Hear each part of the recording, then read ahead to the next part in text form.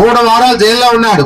3 వారాలు జైల్లో ఉండి వచ్చినాడు. ఎందుకంటే తప్పుడు పనులు చేసినాడు కాబట్టి జైల్లో ఉండే పరిస్థితి ఉంది. ఈయనకి ఎంతమంది పెళ్ళాలో తెలుసు అంటే దాదాపుగా 5 మంది పెళ్ళాలు చేసుకున్నాడు ఈ మహానుభావుడు. ఏదున్నా కూడా ఇలాంటి వారికి మనం మద్దతు ఇస్తే మన మతి పోతా అని చెప్పేసి మన కుటుంబాలు కూడా చెడిపోతాయని చెప్పేసి మీ అందరూ చెప్పడం జరుగుతా ఉంది.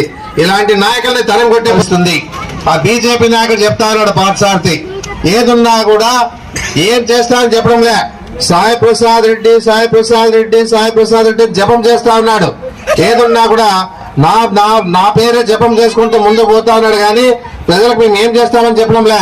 ఏదున్నా కూడా బీజేపీ కూటమిలో ఉన్నటువంటి అందరూ కూడా ఈరోజు ఒకటే చెప్తా ఉన్నారు, మీరంతా కూటమిలో ఉన్నారు కదా, గ్యాస్ ధర పెంచింది ఎవరు? గ్యాస్ ధర పెరిగిందంటే ఎవరి నుంచి పెరిగింది?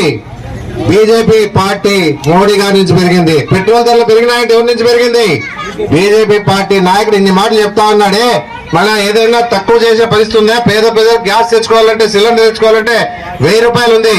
ఈ రోజు ఉండే పరిస్థితుల్లో, ఈ రోజు ఉండే ఆలోచిస్తే ప్రతి పేదవాడు గ్యాస్ ధర పెరిగిందని చెప్పేసి అనుకోవడం జరుగుతూ ఉంది. గ్యాస్ ధర తగ్గించండి, పెట్రోల్ ధర తగ్గించండి. ఏదున్నా మీ అధికారంలో మీరున్నారు పైన, ఏదున్నా పేద ప్రజలకు సహకారాలు అందించడానికి మీరు కృషి చేస్తారా ఎప్పుడైనా?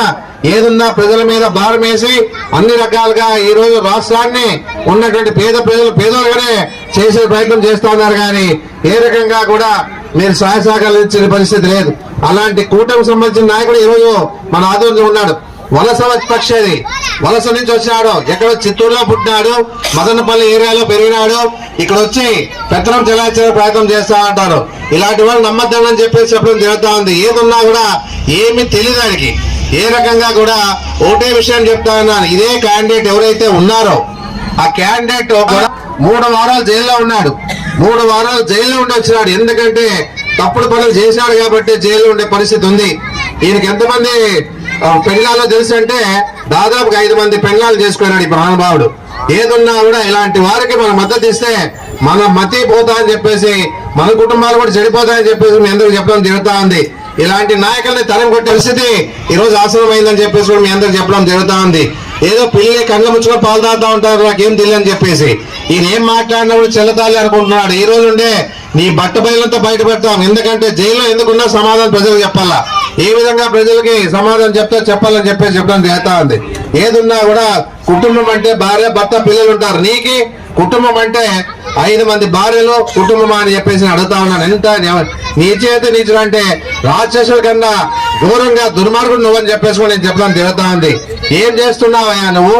24 బ్రాంచ్లు ఏర్పాటు చేశావు, 124 బ్రాంచ్లు ఏర్పాటు చేశావు. ఆ 124 బ్రాంచ్ల్లో ఎక్కడైతే ఓపెన్ చేస్తావో అక్కడ ఎవరైతే డాక్టర్లు ఉంటారో, డాక్టర్లుగా పనిచేస్తారో వాళ్ళతో సంబంధాలు పెట్టుకుంటావు. ఆ విధంగా సంబంధాలు పెట్టుకొని ఆ బ్రాంచ్ ని వాళ్ళకి వదిలేస్తాం. ఇది నీ పరిస్థితి. ఈ రోజు వచ్చి నీతి మాటలు చెప్తా ఉన్నావు ఈ రాష్ట్రంలో వచ్చి. నువ్వు ఏదున్నా కూడా నీవు ఎక్కడున్నావో అక్కడ పంపి తరిమి కొట్టే పరిస్థితి వస్తావని చెప్పేసి కూడా చెప్పడం జరుగుతా ఉంది.